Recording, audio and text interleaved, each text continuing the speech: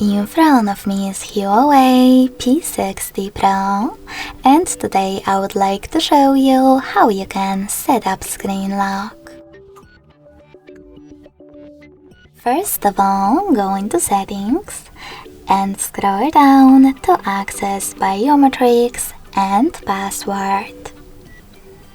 Now tap on Lock Screen Password and click on Change Unlock Method to apply the best login method for you: PIN, pattern or password. I will go with pattern, so I have to click on it and finally create it. Then repeat it in order to confirm it. And click on Done at the bottom right corner.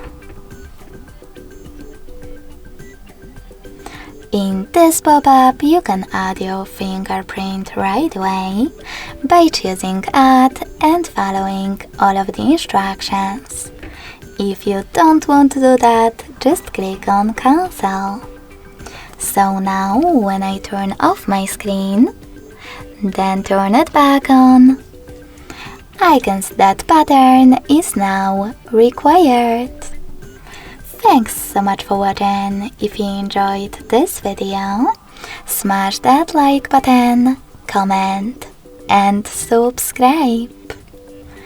Bye!